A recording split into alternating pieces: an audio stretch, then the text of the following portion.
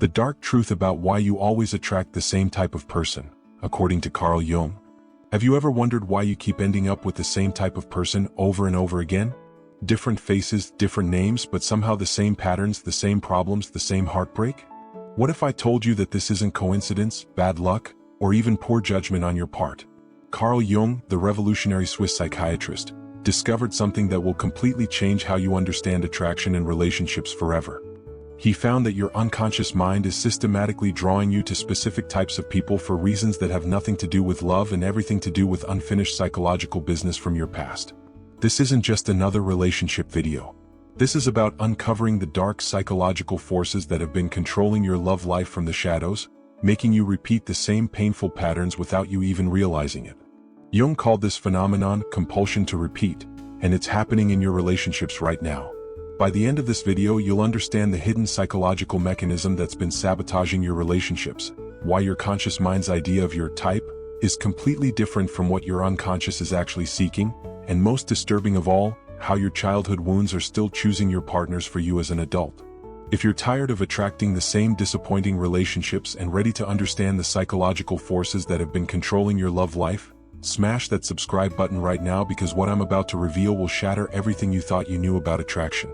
Jung discovered that what we call chemistry, or spark, with someone is actually your unconscious mind recognizing familiar psychological patterns from your earliest relationships. That instant attraction you feel? It's not destiny, it's your psyche identifying someone who will help you replay unresolved conflicts from your childhood. Your unconscious doesn't want you to be happy. It wants you to be familiar. And familiar, for most people, means recreating the emotional dynamics of their family of origin, no matter how dysfunctional those dynamics were. This explains why you can meet 100 people who would be objectively good partners and feel nothing, but then meet someone who's emotionally unavailable, critical, or unreliable and feel that overwhelming magnetic pull. Your unconscious has been programmed by your earliest experiences to recognize certain patterns as love. Jung understood that we're all walking around with what he called complexes, autonomous psychological patterns that operate outside our conscious control. These complexes were formed in childhood and they're still running your adult relationships like invisible puppet masters. The person you're attracted to isn't actually attractive to you, they're attractive to your wounded inner child who is still trying to resolve conflicts that should have been resolved decades ago. Now here's where this gets really disturbing, and I need you to stay with me because this next part will explain why every relationship feels like déjà vu. Your unconscious mind is not trying to help you find love. It's trying to recreate your original trauma so you can finally heal it. The problem is, most people don't realize this is happening, so they just keep getting hurt over and over again. Jung observed that the unconscious operates on what he called the principle of compensation. If you grew up with a parent who was emotionally cold and distant, your unconscious will be magnetically drawn to people who are emotionally unavailable because it's trying to finish what was left unfinished in childhood. Your inner child believes that if you can just make this emotionally unavailable person love you, you'll finally heal the wound of not being loved by your unavailable parent. But this strategy never works because you're trying to heal a childhood wound through an adult relationship, and that person isn't actually your parent. This is why people stay in relationships that are obviously wrong for them. Their logical mind knows they should leave, but their unconscious is convinced that this relationship holds the key to healing their deepest wounds. They become addicted to the familiar pain because their psyche interprets familiar as safe, even when familiar is actually destructive. Jung called this the neurotic's dilemma. You're simultaneously attracted to and repulsed by the same psychological patterns. You hate the way your partner treats you, but you can't leave because your unconscious believes that staying and winning their love will finally resolve your childhood trauma. The cruel irony is that the people who trigger your deepest wounds are often the ones you feel most attracted to. Your unconscious mistakes intensity for intimacy, drama for passion, and familiar dysfunction for true love. This pattern explains why people often say they have a type. You don't have a type based on physical appearance or personality preferences. You have a type based on psychological wounds that need healing. Your type is actually a very specific configuration of emotional unavailability, criticism, control, or abandonment that matches your original childhood trauma. If your father was critical and demanding, you'll be drawn to partners who are critical and demanding. If your mother was anxious and smothering, you'll attract partners who are anxious and needy. Your unconscious is trying to recreate the original dynamic so you can finally master it and heal. But here's the problem. You can't heal childhood wounds through adult relationships. The healing has to happen within you, through conscious psychological work, not through trying to get different outcomes from similar people. What I'm about to tell you will make you question every romantic choice you've ever made. Jung discovered that the intensity of your attraction to someone is directly proportional to how much they resemble your opposite sex parent psychologically. This isn't about conscious resemblance, it's about unconscious psychological patterns that you absorb before you could even speak. Keep watching because understanding this will save you years of relationship pain. Jung identified what he called the parental complex, an unconscious psychological pattern based on your relationship with your opposite sex parent that determines who you're attracted to as an adult. If you're a woman, your relationship with your father created an internal template for masculinity that your unconscious uses to screen potential partners. If you're a man, your relationship with your mother created your template for femininity. This template operates completely outside your conscious awareness. You might think you want a partner who is nothing like your opposite sex parent, but your unconscious is drawing you to people who carry the same psychological energy, just in different packaging. For example, if your father was emotionally withholding but successful and respected, you might find yourself attracted to men who are high achievers but emotionally unavailable. The external details are different, but the psychological pattern is identical. Your unconscious recognizes the familiar combination of admiration and emotional frustration. If your mother was loving but anxious and controlling, you might be drawn to women who smother you with attention but try to manage your life. Again, the unconscious is seeking the familiar pattern of love mixed with control that defined your earliest experience of feminine energy. Jung understood that these parental complexes create what he called psychological fate. You feel like you have free will in choosing partners, but actually your unconscious is systematically eliminating anyone who doesn't match your internal template and creating overwhelming attraction to anyone who does match it. This is why people often end up in relationships that remind them of their parents' marriage, even when they consciously swore they would never repeat their parents' mistakes. Your unconscious doesn't care about your conscious intentions. It's following a much deeper programming that was established in your earliest years. The most disturbing part is that this programming feels like chemistry or love at first sight. The stronger the attraction, the more likely it is that you're responding to familiar psychological patterns rather than to the actual person in front of you. Jung called this phenomenon falling in love with the parent imago, being attracted to someone not for who they are, but because they carry the psychological signature of your opposite sex parent. You're literally trying to have a relationship with your parent through your romantic partner. Here's the part that's really going to shock you. The qualities you find most attractive in people are usually the same qualities that will eventually drive you crazy and cause the relationship to fail. Jung discovered that we're attracted to our psychological opposites not because opposites attract, but because we're trying to become whole through another person. This never works, and I'll explain exactly why in the next few minutes. Jung observed that people are unconsciously drawn to partners who embody the qualities they've rejected or suppressed in themselves. If you're overly logical and controlled, you'll be attracted to someone emotional and spontaneous. If you're a people pleaser who never stands up for yourself, you'll be drawn to someone who seems confident and assertive. In the beginning, this feels magical. Your partner seems to complete you, to bring out parts of yourself you never knew existed. Their spontaneity helps you relax. Their confidence makes you feel protected. Their emotional expressiveness helps you access feelings you've been suppressing. But Jung understood that this attraction is based on psychological projection, not genuine compatibility. You're not actually attracted to those qualities in your partner, you're attracted to disowned parts of yourself that you see reflected in them. You're trying to experience wholeness through another person instead of developing those qualities within yourself. This strategy always fails because no one can carry your disowned psychological material indefinitely. Eventually, your partner will fail to embody the projection perfectly, or they'll get tired of being responsible for your psychological completion. The qualities that initially attracted you become the very things that irritate you most. Their spontaneity becomes irresponsibility. Their confidence becomes arrogance. Their emotional expressiveness becomes drama and neediness. You realize you're not actually compatible with these qualities, you were just using your partner as a way to avoid developing them in yourself. Jung called this the projection trap. You fall in love with your own potential reflected in another person, then become angry when they fail to consistently embody your projection. You blame them for changing, but actually nothing has changed except your ability to maintain the illusion. This is why the honeymoon phase ends. It's not because you get to know each other better, it's because your projections become unsustainable. You start seeing your partner as a real person with their own flaws and limitations instead of as a carrier of your disowned psychological material. Most people interpret this as falling out of love or discovering incompatibility. Jung understood it as an opportunity for psychological growth. a chance to reclaim your projections and develop wholeness within yourself instead of seeking it through another person. Now I'm going to tell you something that might be hard to accept. You've never actually chosen a partner consciously in your entire life. Every person you've been attracted to was chosen by your unconscious mind based on criteria you're not even aware of. Your conscious preferences, the things you say you want in a partner, have almost nothing to do with who you actually end up with. Understanding this unconscious selection process is the key to finally breaking free from destructive patterns. Jung discovered that the unconscious uses incredibly sophisticated criteria for partner selection that operate completely below the threshold of conscious awareness. While your conscious mind is evaluating someone based on their appearance, career, sense of humor, or shared interests, your unconscious is running a much deeper analysis. Your unconscious is asking, does this person carry the psychological signature that will help me replay my unfinished childhood business? Do they embody the qualities I've disowned in myself? Will they trigger my complexes in the specific ways I need for attempted healing?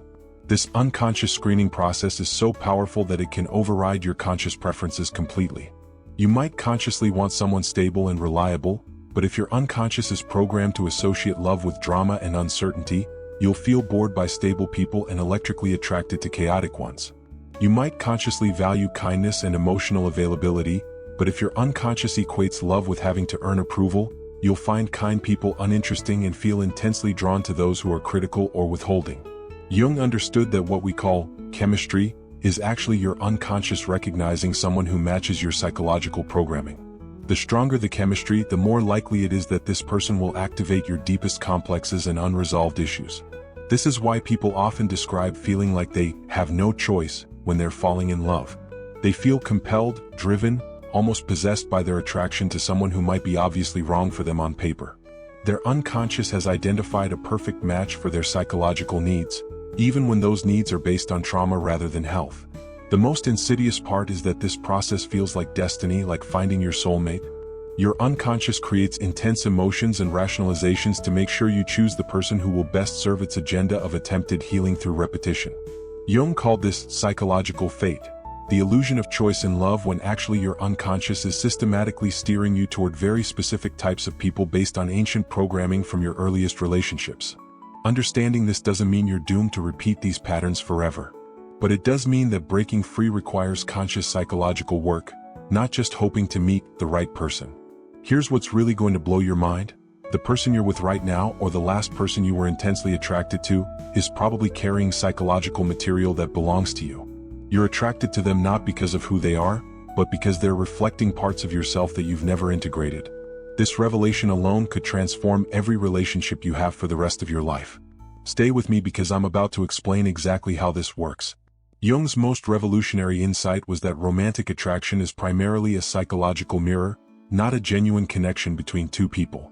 When you feel that instant, overwhelming attraction to someone, what you're really experiencing is your psyche recognizing its own reflection. The confident person you're attracted to is carrying the confidence you've never allowed yourself to express. The creative person who fascinates you embodies the creativity you've suppressed.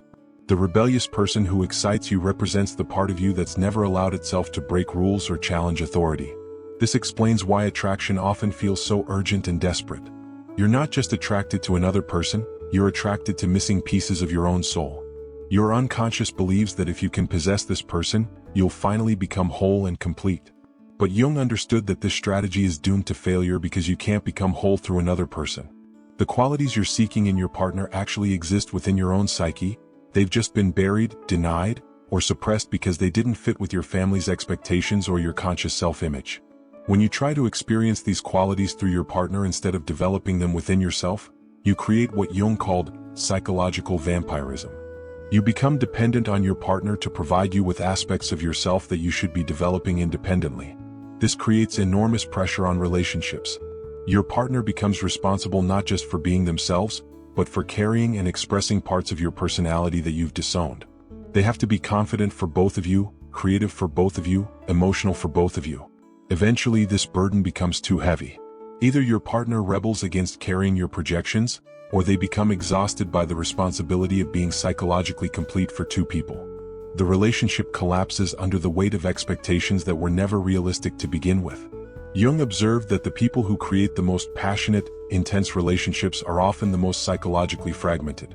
They're unconsciously seeking external completion because they've disowned so many parts of themselves that they feel empty and incomplete when alone. The path to healthy relationships requires what Jung called individuation, the process of reclaiming your projections and developing all aspects of your personality within yourself. Only when you become psychologically whole can you love someone for who they actually are rather than for what they represent to your unconscious.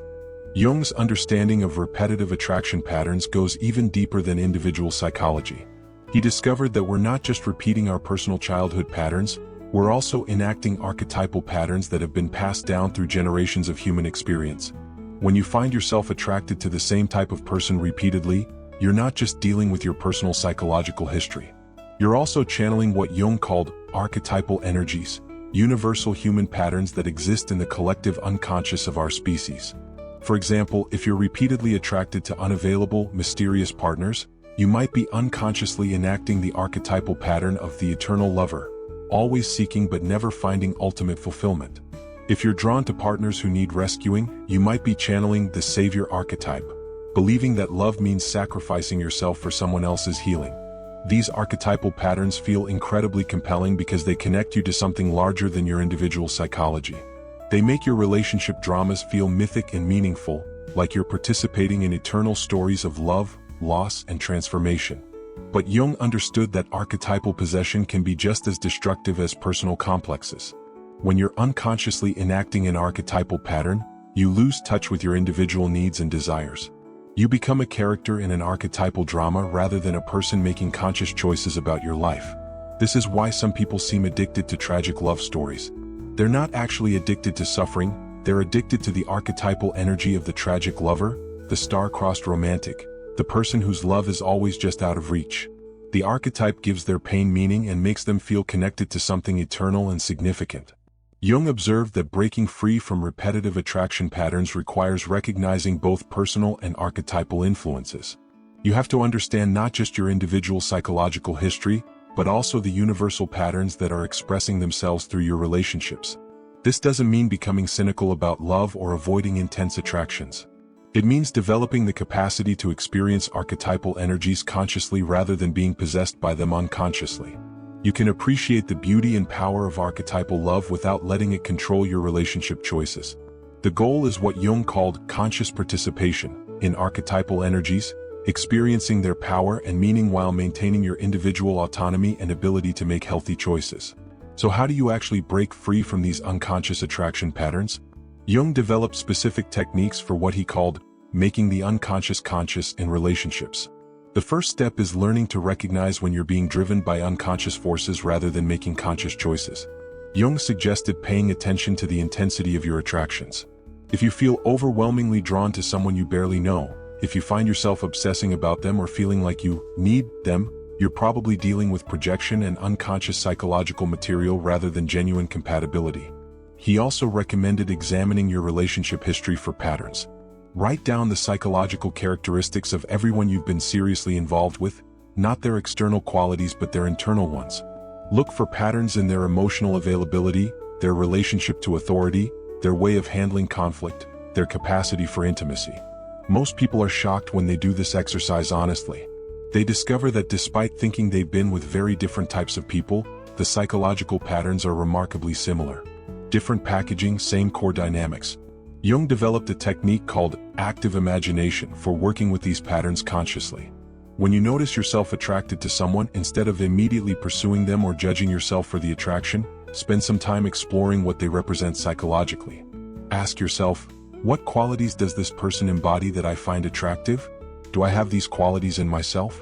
Have I disowned or suppressed them? What would it look like for me to develop these qualities independently instead of seeking them through relationship?